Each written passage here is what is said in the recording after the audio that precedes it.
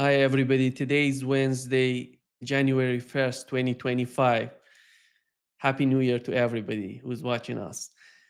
And Professor Marandi is back with us. Welcome back, Professor. Thank you very much for having me again, Nima.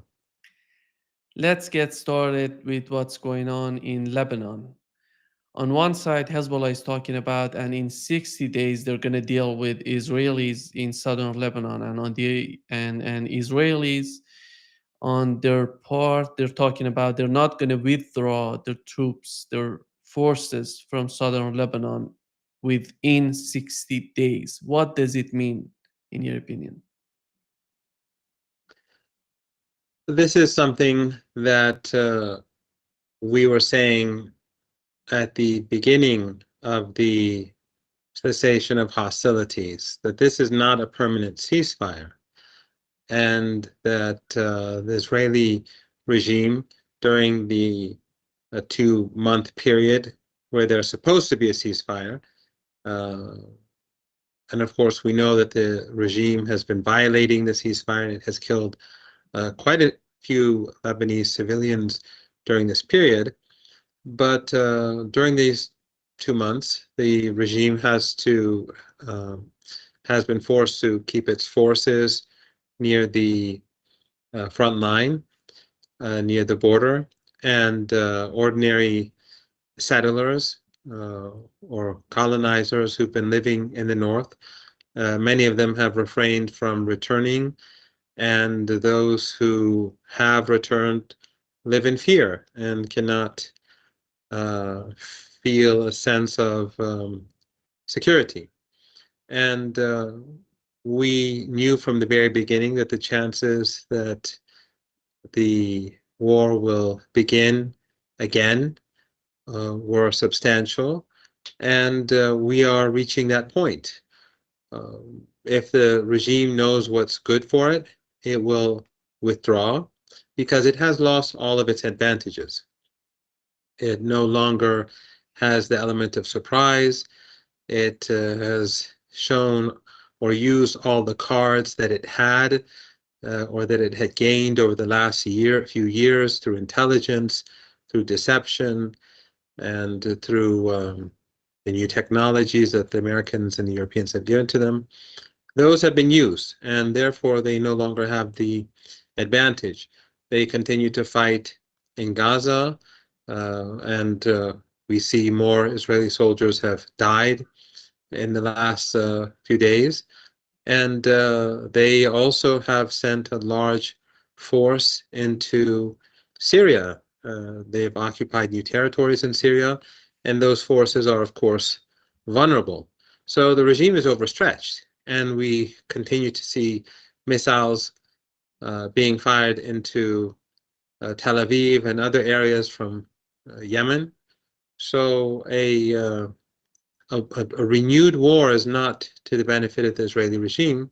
However, as has been the case for the last 15 months of this Holocaust in Gaza and the genocidal strikes in Lebanon, and of course the collaboration between Netanyahu, Erdogan, and Biden in Syria, all of this has been a part of Netanyahu's attempt to stay in power. So ending the war in Lebanon is quite possibly not in his personal interest, even though it's, I think, very detrimental to the interests of the Israeli regime.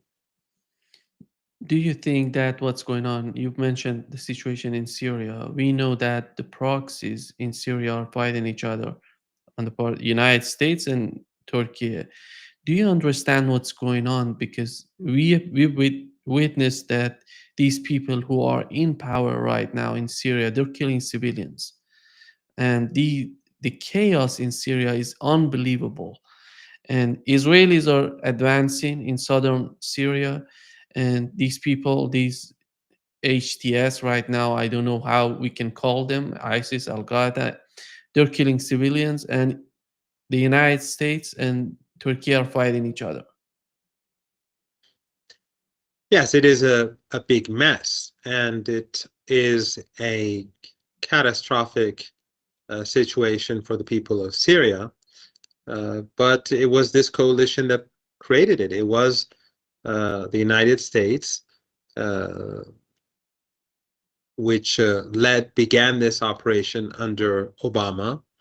Timber Sycamore was something that Obama signed off to, and Erdogan obediently pursued it, and he also had his own personal ambitions.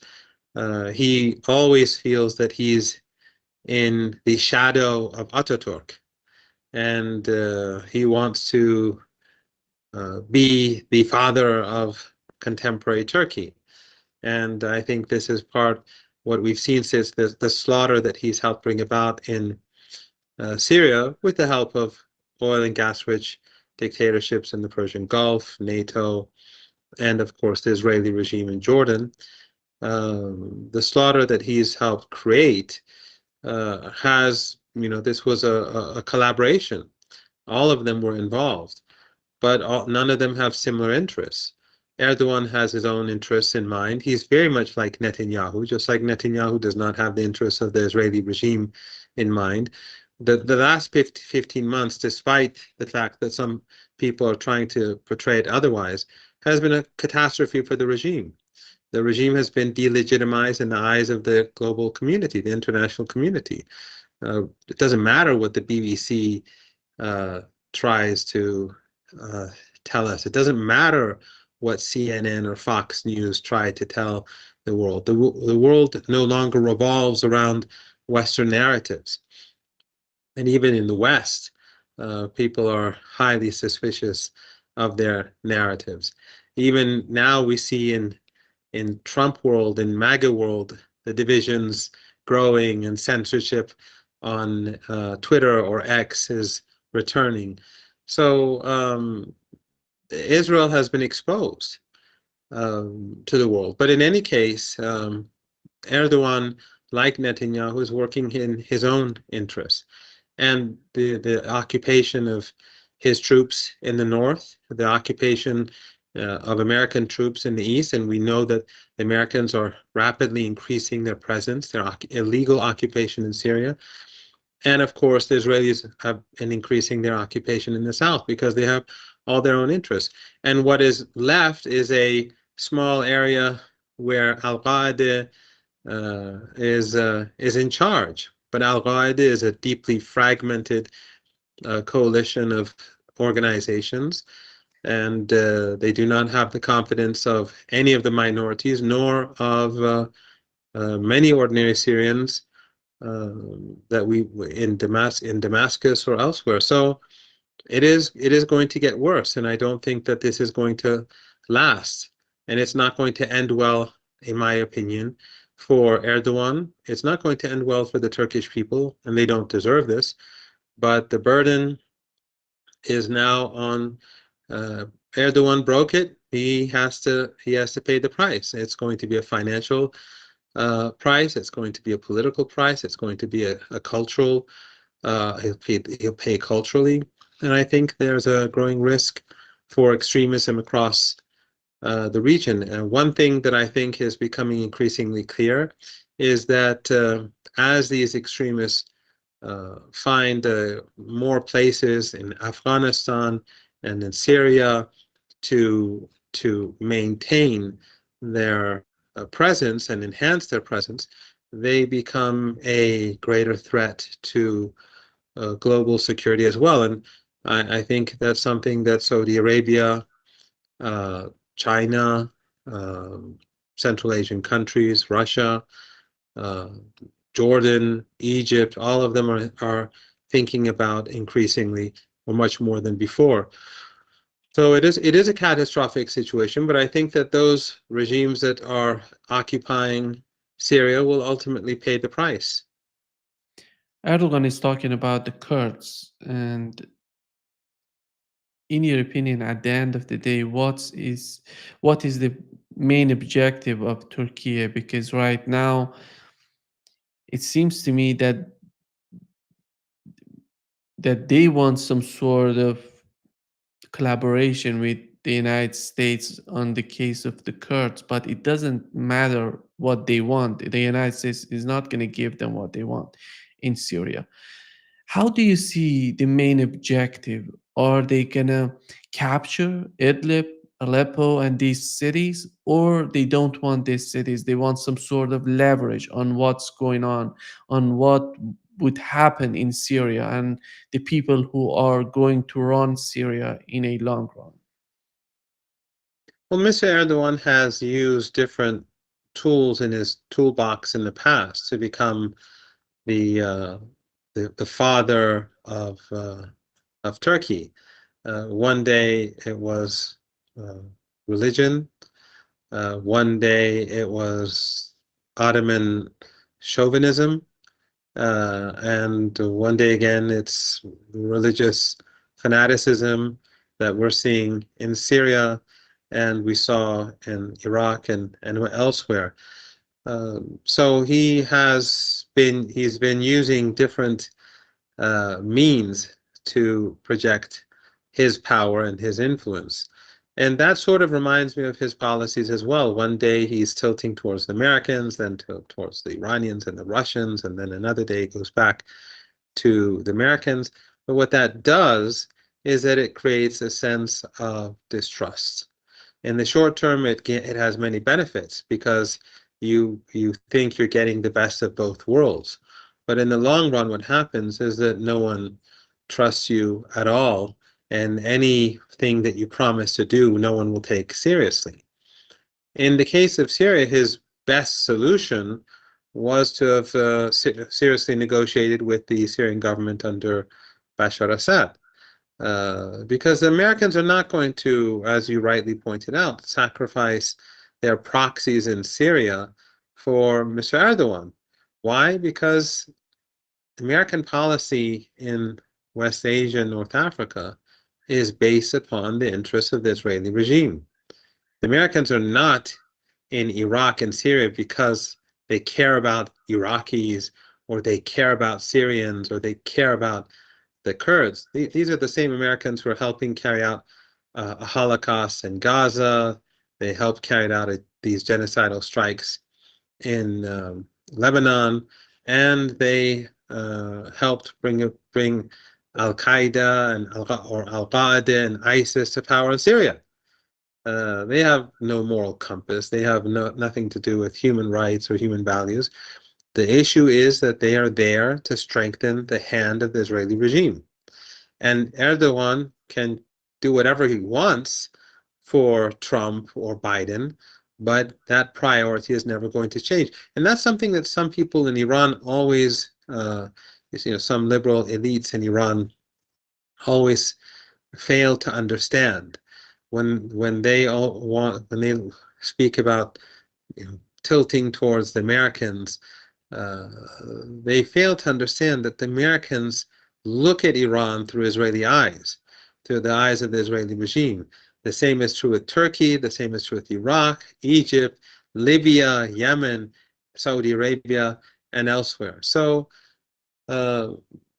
we will see continued confrontation, but I think that Erdogan is going to have a lot of trouble. The Qatari money that will be given to Al-Qaeda and Jolani, that will not be enough for the mess that they've created.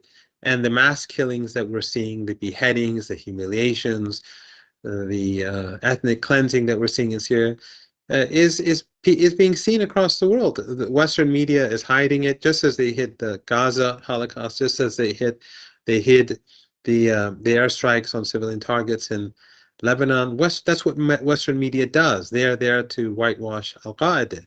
And of course, they'll live to regret it. But in any case, since it's being done for the Israeli regime, it's being done for the sake of the Israeli regime, not for the sake of Americans and Europeans. If they had European or American interests at heart, they would be outraged that Al-Qaeda came to power in Syria. But all of these foolish policies are for the sake of the Israeli regime. So I think that, again, this is not going to end well for Mr. Erdogan. because he's not going to get the Americans on his side. He's not going to get the Kurdish groups to disarm and to obey him.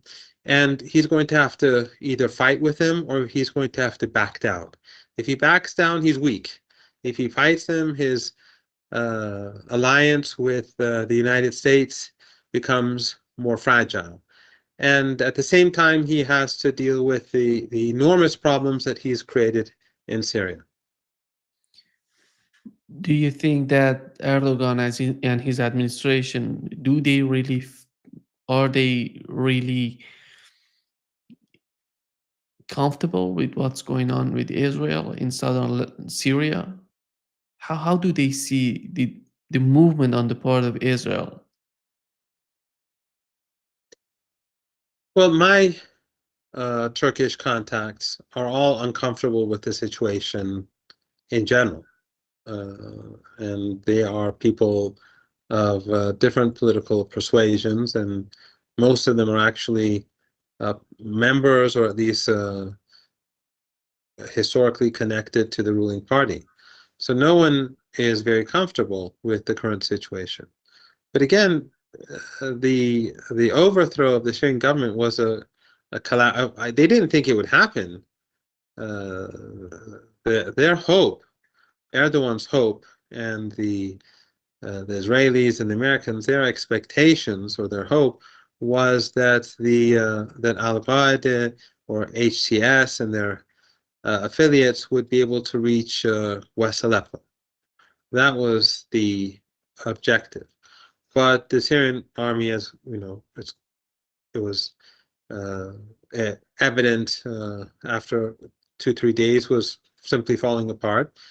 And then these militias, these militants, these extremists, these terrorists began moving south, and they had the momentum. And ultimately, Erdogan had to support it because he couldn't stop them when they were winning.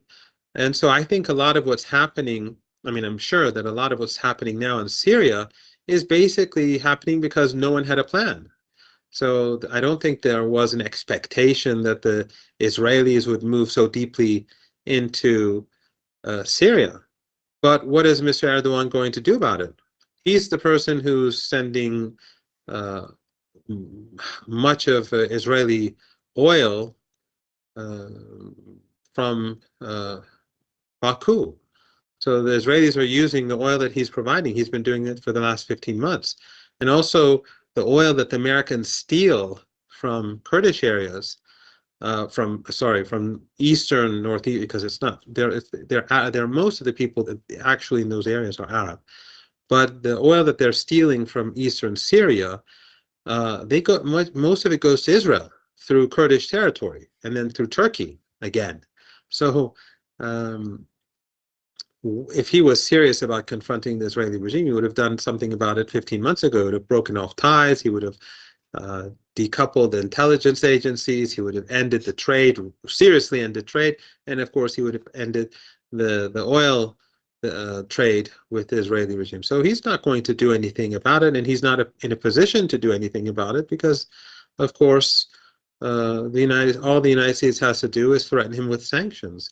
And we saw that already once when he held the American pastor a few years ago, and Trump, threatened him with sanctions. He yielded. He kneeled, and he handed over the pastor, even though he was sentenced to jail by Turkish court. So I don't think he can do anything about it. That's why he's very quiet. That's why Jolani is very quiet, because Jolani has no intention of fighting the Israelis. We have to keep in mind what the governor of Damascus said in his interview with NPR, and where he basically was saying that, look, we want peace with Israel. We understand that Israel, why they bombed us. They bombed us a little, as he said. It was the heaviest airstrikes that the Israeli regime has ever carried out. And they advanced a little, and they took hundreds of square kilometers. So obviously Jolani and his people are not enemies of the Israeli regime. And this, I think, is another problem that Mr. Erdogan is going to have to confront. And that is he and his proxies.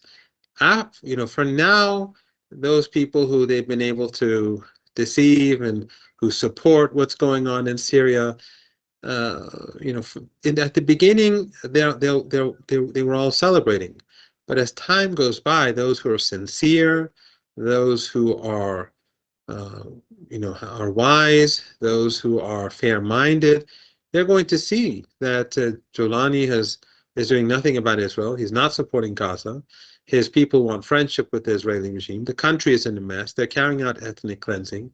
And Erdogan has and then people will start thinking more clearly about what Erdogan has done, just like what happened to the Israeli regime. The Israeli regime, when they began the genocide, a lot of people had sympathy for the regime. They lied about the beheadings. They lied about the rapes. They tried to portray the world as if it began on October the 7th. But after a while, when people saw what was going on in Gaza, greater awareness was brought about and Israel became more despised. And I think as time goes by, those who were deceived by what happened in Syria, it's going to be like ice melting in the heat. Those who support Al Qaeda in Syria, their numbers will dwindle. But in any case, it's not going to end well for the Americans either. It's not going to end well for Erdogan, but it's not going to end well for the Americans. Occupying Syria is not good for the United States. It's not good for their soft power. It's going to anger Syrians. It's going to weaken the government in Damascus, just like the Israeli occupation in Syria. All of these acts are going to just anger Syrians and unite them against all of these different foreigners. There are many experts they believe the main objective of Erdogan is to be a huge hub of energy, a pipeline coming from Qatar to Turkey and then to Europe, and the other one coming from Russia. Do you think at the end of the day, are they really, because so far with what we've been witnessing in Syria, in Gaza, it seems that 2025, Donald Trump in office in Washington would be a huge challenge for people in the West Bank, in Gaza. How do you see the situation of Palestinians? At the same time, we're witnessing that Turkey, Qatar, and Iran is not in Syria anymore, and Hezbollah is under some sort of political pressure within Lebanon. But the main question remains to be the situation of Palestinians in Gaza. Is that of concern for Turkey, Iran, Qatar, and all of these countries? I don't think that the government in Turkey has ever been very. They've never cared about Gaza. It's always been a tool for them for Mr. Erdogan to gain or to keep popular support. And we saw many protests in the country against what they saw him doing in collaboration with Netanyahu over the last 15 months. And the same is true with Qatar. And time will tell. But I think I think actually in the long run, what happened to Syria is going to be worse for the Israeli regime. It's going to be worse for the Americans and for Mr. Erdogan, because the Syrian regime was never a very good regime. It was never something that we liked. It was better than the extremists. It was better than ISIS and Al Qaeda. It was better than what Turkey and NATO and these oil and gas-rich dictatorships in the Persian Gulf and the Israelis were trying to impose on them. And that's why Iran, the resistance, and later Russia, they stepped in. Iran stepped in, and so did Hezbollah in 2013 after tens of thousands of foreign fighters were brought into Syria to fight. But the regime was never you know, uh, well, at least after over the last few years, it was never very popular. Uh, it was not powerful. So, in a sense, if ultimately a force comes, if the people of Syria are able to um, gain power, and I think that that will happen. I don't think that Jolani will last very long. He said that, 4 years from now, hopefully they'll have elections. That means that they're not going to have elections. But I don't think it's going to last. If a new force comes to Syria, where the extremists are gone, and but also the Ba'athist system is also replaced, and I think you'll have actually a Syria that's more dangerous for the Israeli regime and for the Americans, because that Syria will no longer be proxies to the Israelis or the Americans or to Erdogan or to anyone else. So and also, as I said, this Syria right now that we have is going to be costly for the occupiers and for those who've brought about this regime change, but also it's going to be a security threat to countries across the region. So I think in the long run, actually, this benefits the resistance. I think that the burden of Syria is no longer Hezbollah's or Iran's. Hezbollah no longer has to send troops to Syria. Iran no longer has to send troops to Syria. Iran no longer has to subsidize the Syrian economy.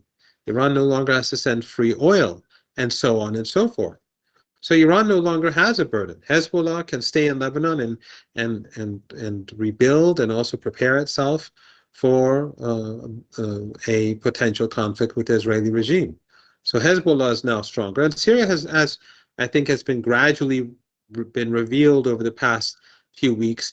Syria over the past few years has not been working uh, closely with the resistance or Hezbollah or Iran. They tilted towards the Saudis, the Emiratis, and and so therefore, it's not as if a lot of support was going into Lebanon through Syria over the last few years, and we do know that Syrian intelligence, military intelligence, was and I don't know how far up this goes, but some of the strikes on Hezbollah or Iranian uh, ammunition depots and so on, that information was fed to the Israelis by these intelligence officers. Now, again, how far this goes up, it's unclear to me. Maybe it's clear to others, but I don't know yet. But in any case, I think that right now this is uh, this is better for the resistance, the current trend that we're seeing. And again, as you mentioned earlier on, there's chaos in Syria. The situation is horrible. They're taking people and murdering them and dumping their bodies. And those, people online who, for whatever reasons, which I don't want to get into, which are very ugly reasons, who are continuing to justify these killings, even though they don't even know who these people are, they don't know names, and but their arguments or their justifications are not going to be able to have the effect over a long period of time. It's just they're behaving just like the Israelis. When the Israelis began bombing Gaza, they kept saying collateral damage. When they bombed the hospital, they pretended that there were tunnels. They were always lying. And at the beginning, because Western media was behind them, um, it had an effect. But once when it goes on and on, then people see through the propaganda. So those who are right now online, sitting in Europe or the West, even some Muslims, even some Arabs, even some people who should know better, who know the region, those who are justifying this, it's only a matter of time where their credibility in the eyes of others uh, collapses. One of the main factors right now in fighting Israel is Ansarullah in Yemen, and they have targeted an airbase, a station, a power station, and U.S. aircraft carrier. And on the other hand, we're witnessing that it seems that the Arab states are trying to form some sort of force within Yemen to be to just challenge Houthis and Ansarullah in Yemen. Do you think that they're going to do the same thing that they've been doing in Lebanon with Hezbollah, or they're not capable? How do you see the balance of forces in Yemen?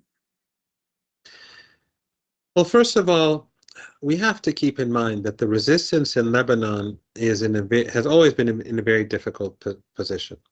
Gaza, despite the fact that it was surrounded and small, it was always completely controlled by Hamas and its allies. Lebanon is not Gaza. Lebanon is a country where there are tens of Western embassies, which are working against Hezbollah day and night. And they are full of Western NGOs that are funding people to work against Hezbollah 24 hours a day. And they are funding militias like Sami Jajaz militia, among others.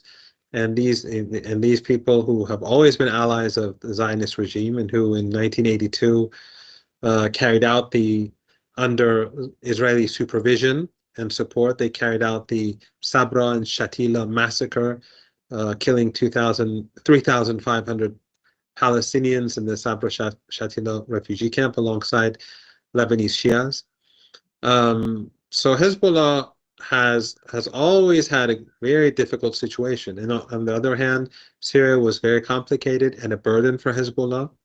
So while Hezbollah was courageously holding the Zionist onslaught back, while the Zionists were retaliating and bombing their families and bombing their supporters and their community, they always had to watch their back.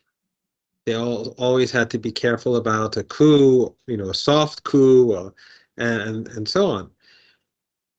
The U.S. and the Europeans have huge influence in Syria, in Lebanon. Yemen, Syria also is a different case. Syria has been broken, it's weakened, and extreme. And of course, the Syrian government under Assad did not have the popularity that the resistance did, or was nothing like Yemen. So when the Americans, through sanctions and through occupation and through terrorists, emptied the country, it was much easier to overthrow it. But Yemen is a very different case. Ansarullah and the Yemeni people are very powerful. The terrain is to their benefit. It's a very mountainous country. They have very huge popular support. They've become very popular across the world because of their support for the Palestinian people, the fact that they chose to implement the Genocide Convention and block the Red Sea to Israeli trade. So they have popular support in the country. They have popular support across the world. But just as important is the fact that they grew and became powerful during a genocidal war, which the Saudis and the Emiratis carried out. The Saudis by themselves, on their own, spent hundreds of billions of dollars, not tens of billions of dollars, hundreds of billions of dollars on this war. And the collective West was behind them. The British were the ones who kept the Saudi Air Force capable of bombing Yemen day and night. And the same is true with the Emirates. The Canadians, the Australians, all of them were part of the genocide in Yemen. I mean, Gaza is not the first genocide that the West has carried out in our region. They've carried out many, but Yemen, after Gaza, was the worst. During those years of genocidal war, Ansarullah grew. During those years, under constant bombardment, they began to build their military infrastructure deep underground. And that is why today they're able to, hold the Americans at bay. But if these militias and groups begin to pose a serious threat, then the regimes that support them will be targeted. And Saudi Arabia, I'm sure, remembers that they had to accept a ceasefire because Yemeni missiles were striking Saudi oil facilities. That's why the war came to an end. That's why the Saudis accepted a ceasefire. And today, Yemen is far more powerful than before. So I find it difficult to imagine that the Saudis would willingly go down that road. I think Mohammed bin Salman and his people are more concerned, probably. Again, I may be wrong, but I think he's probably more concerned about what's going on in Syria and how that it could impact life inside Saudi Arabia. Because, of course, the Salafis and the Wahhabis um, in Saudi Arabia who've been marginalized over the past few years by Mohammed bin Salman, I'm sure they are very encouraged by what's going on in Syria. And I'm sure they're unhappy about the situation in Saudi Arabia, how they've been marginalized, how Mohammed bin Salman has tried to impose a new lifestyle on the country.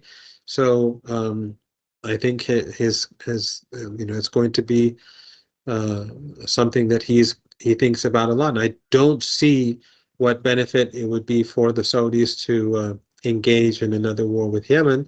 In fact, I think probably the Saudis and the Iranians will continue to be working towards improving ties. And we also have to keep in mind that we also have to remember what happened between Qatar, the Emirates, and Saudi Arabia just a few years back. The tensions between Qatar and Turkey, who carried out this overthrow in Syria, on the one hand, and Saudi Arabia and the Emirates and others, is something that we should be also taking into account. So it's a very complicated situation, and I think uh, war between Saudi Arabia and Yemen is probably not what Mohammed bin Salman is thinking about. How do you see the reaction coming from the international community in terms of Donald Trump coming to our office in the United States and the situation in Gaza? Are we going to gain more support for Palestinians, or are we going to lose some support, or maybe a substantial support for Palestinians? Well, what Erdogan did in Syria obviously took Gaza out of the news, even though Western media was always trying to downplay it and to isolate. But it's for the past few weeks, basically, we haven't seen much of Gaza in the news, even though the Holocaust continues as we speak. And on the January the 1st, 2025, children have died today. I've just tweeted a picture, an image of a young child who died this morning. People are being slaughtered. People are living under miserable conditions. People are dying of malnutrition. People are dying in freezing in the cold. All of this continues to happen. It has not stopped for a moment. But there has been distraction. But I think that our responsibility is to keep reminding people about what's going on in Gaza. But Trump, of course, is Trump, and he's not very predictable. It's impossible for me to, predict what he's going to do.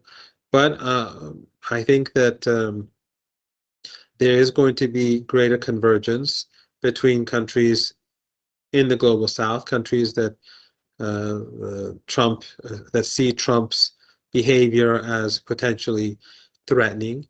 And the world that we're living in today is very different from the world that Trump was a part of 8 years ago and 4 years ago. And we have to also keep in mind that the war in Ukraine, even though it is, I think, moving towards the end game, but it's Biden is intensifying that war as much as he can, and he's increasing energy sanctions. And the Europeans, we saw the gas flow through Ukraine being cut. That obviously was not a decision made by Zelensky. It goes way higher. It's way above his head. So the sanctions on Russian energy, on Russian gas, on Russian oil, and the the money that's flowing into Ukraine to help it continue the Zelensky regime continue the fight as much as possible. all of this is being done to keep Trump busy, but also it's depleting the energy and the resources and the capabilities of the United States and the West. It's increasing, it will increase inflation. The price of energy, whatever it was going to be, is going to be higher. If the price of oil was supposed to be, let's say in 3 months from now, supposed to be $60, it'll be $70. If, the price of gas will be, everything will be more difficult for Trump. And the more sanctions against Russia and Iran and others, the less room for maneuver there is for the Americans and the Europeans with regards to the energy markets. And countries like Qatar have their own problems. I mean, you spoke about energy pipelines. Where is the security in Syria for those energy pipelines to be be designed and built? And then the potential rising tensions between Saudi Arabia and the Emirates and Qatar. Well, if this time round, for example, Saudi Arabia and the Emirates decide to besiege Qatar, would Iran necessarily save the day for Qatar as it did last time round? Iran may behave differently after what Qatar has done in Syria and the antagonism that it's showing towards through its groups towards minorities in Syria and ordinary Syrians. So the situation is very complicated, and Trump does not have the power and authority that he did before.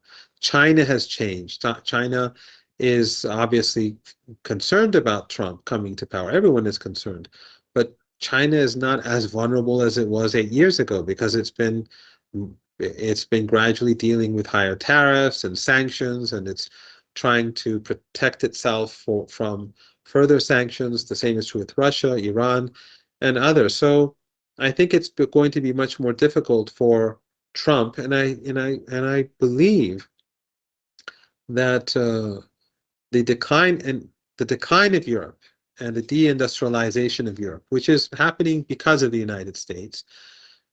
Remember, the Americans, not only did they cut off energy supplies from Russia, but they've cut off energy supplies from Iran. We almost had a nuclear deal 3 years ago. And it was at the beginning of the war in Ukraine. And they needed Iranian energy. They needed Iranian oil and gas. And it's been 3 years. They could have invested and they could have solved some of their problems, but they didn't because the Americans refused to sign the agreement. The Europeans and the Iranians were all on board. They reached a text. Anyone can look it up. Joseph Borrell said that the Iranian demands are reasonable, and he was hoping that the Americans would consent to the text, and the Americans ultimately didn't. It was right before the midterm elections in 2018 in the United States. Sorry, in 2022 in the United States, and the Americans didn't. They sacrificed Europe. So the Americans want the Europeans to be fully reliant on them. They want to sell their gas to the Europeans, very expensive gas. However, some say this is a big win for the United States, but I don't see this in the long run as a win because a weak Europe is a burden for the United States. A powerful country would like to see its allies be powerful. True, they wanted to divorce it from Russia, from China, so they don't tilt away from the United States. But in any case, having weak allies, it doesn't make one strong. It's sort of like Syria for Iran. Syria was, because of the situation, was always a burden for Iran. It was always a burden for Hezbollah, a big burden. So now the Americans, they have so many problems at home. We see the you see what's going on between Bannon and Musk, and the divide in the MAGA camp between them and, of course, Musk and his allies. It's not going to be an easy situation for Trump. So I think that while he's going to be threatening countries, he's going to behave unpredictably, probably based on previous experience. And although he's going to cause harm, but I think most of the harm is actually being imposed on the West. in the long run than anyone else. As you mentioned, there is a fight going on within the Trump administration. It's not still the Trump but at the end of the day, there is some sort of disagreement with considering these people who are going to work with Donald Trump. Do you think that they want to negotiate with Iran, or they want to go after some sort of war, some sort of conflict, escalating the situation between Iran and the United States? Well, the divisions that I was speaking about have more to do with the visa issue and bringing in people for the high tech industry, but the divisions obviously are there. His and you know, it's possible that if Trump was president, he would not have agreed to the operation to undermine Syria because he is a couple of people close to him, I think, have differing views about ISIS and Al Qaeda and so on. So, and of course, we've seen uh, some of his media, powerful media supporters. They've also spoken very critically, or they've criticized uh, what's going on in West Asia, and they've even criticized the Israeli regime. Uh, we see sharp criticism directed at the Israeli regime now among some supporters, and so it's difficult to say. At the end of the day, you have a situation where Trump's opponents are very hostile towards him. Trump supporters are divided. Like Candace Owens, the things that she's been saying recently are completely new in mainstream America. We never saw this before. In the mainstream, let's say it's mainstream in supporters of the Democratic Party, that we see the anti-Israeli sentiment, anti-Zionist sentiment growing, and then we saw, we've seen people like uh, um, he was on your show, um, the American. You talk about Ambassador Chas Freeman or No. Sorry, I forgot his name, but Carl Wilkerson? he was no.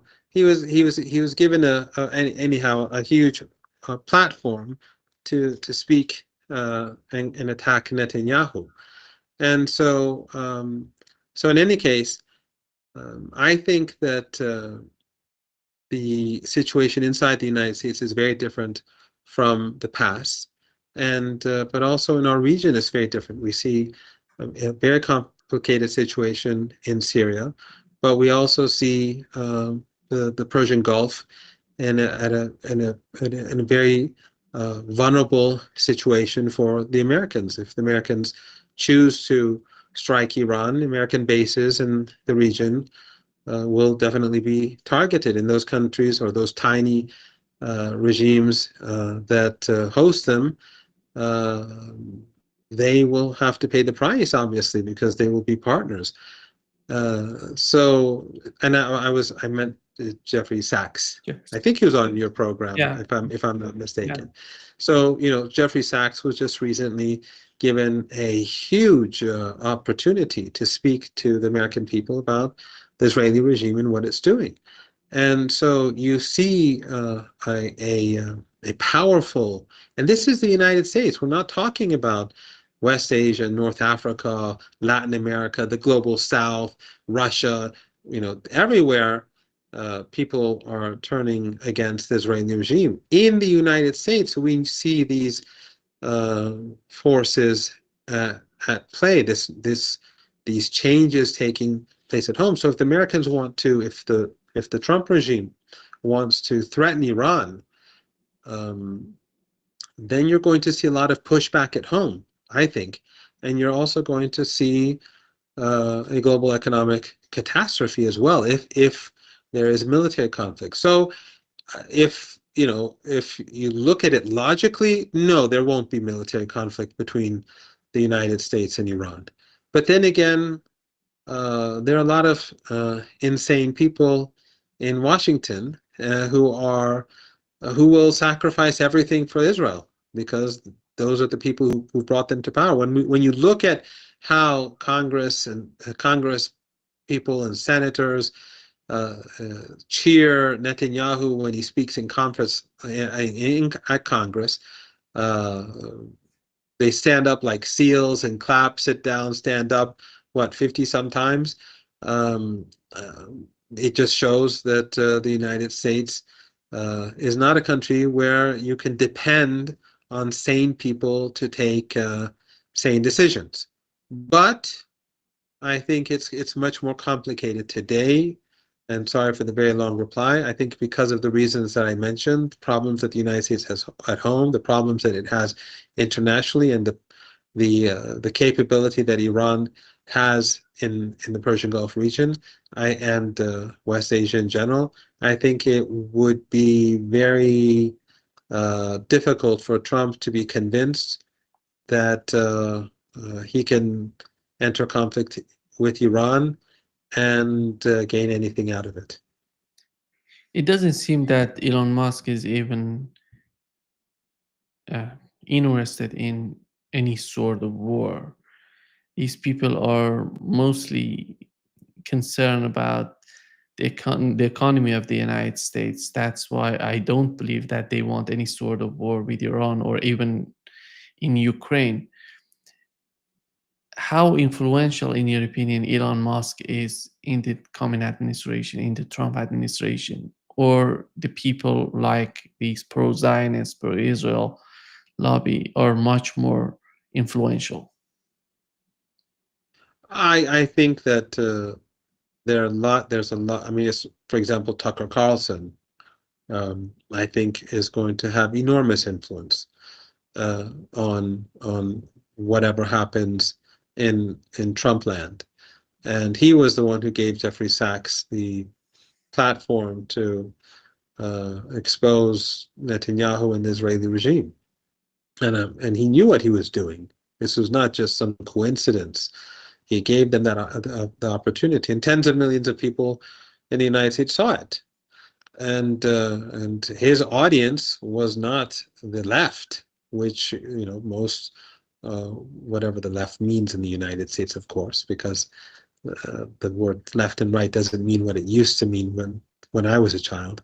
But the so-called left, they don't need convincing. The right, he was speaking to Trump supporters, and then of course Candace Owens and others. So I don't believe that Trump will start a war with Iran. I find it highly unlikely because Iran is simply too powerful. And as I said, I think that Iran will strike the Israeli regime in retaliation soon, and it will also be it will also be a message to the United States that look, we're not joking. The Iranian ability to strike close to home is infinitely greater than, and infinitely much less expensive than striking at the Israeli regime with longer range missiles. The missiles that would that can strike any target in the Persian Gulf or across the Persian Gulf and in surrounding countries, Iran. The cost of those missiles are much lower. The number of those missiles and drones are much higher. Iran can devastate anything that they want in the region, and they have underground bases across the country. As I once said to you, Iran has been preparing itself for a potential war with the United States for decades, and it's prepared. And Iran doesn't want war, but the only way to prevent war is through strength. That is the only way forward. Uh, Negotiations. Just today, I saw someone in Iran, one of these liberals, tweet that we must distance ourselves from Russia and China and move to the American camp before it's too late. And that's what the liberals in Iran have always been saying for decades now. And but it's ridiculous, because even if you want better ties with the United States and the West, even if you do, and if they behave reasonably towards Iran, why not have better ties with the West? But in order to have good ties, you have to have alternatives. The West has to see that you have good friends in Moscow. They have to see that you have good friends in Beijing. They have to see that you have good friends across Asia, across BRICS countries. Otherwise, what would be the incentive for them to change their behavior towards your country? What would be the incentive for them to behave normally? What would be the incentive for them to stop abusing your people and to stop punishing your people? If you want to have a more reasonable relationship with the United States has to be fearful of Iran's military. It has to be fearful that the Iranian military can destroy the American presence in West Asia and create great damage to the United States. That is what stops war. So I think that the fact that Iran has chosen to strengthen its relationships with countries across the global south, the global majority has joined BRICS, thanks to President Raisi, and joined the Shanghai Cooperation Organization, among other organizations. All of that has strengthened Iran's hand, and it has made the possibility for the Americans to carry out an attack on Iran. All of these things combined, its military capabilities, its political relationships, its economic relationships, all of that has made it much more unlikely for a military conflict between Iran and the United States, but you can never rule it out. Yeah. Thank you so much, Professor Marandi, for being with us today. Great pleasure as always. And this was the first talk in 2025 on my YouTube channel. Thank you so much. Well, thank you very much for having me. It's always a pleasure being on your show. And I would also like to congratulate our Orthodox Christian brothers and sisters for their coming Christmas, as well as Armenian brothers and sisters who will also be celebrating Christmas in the week ahead.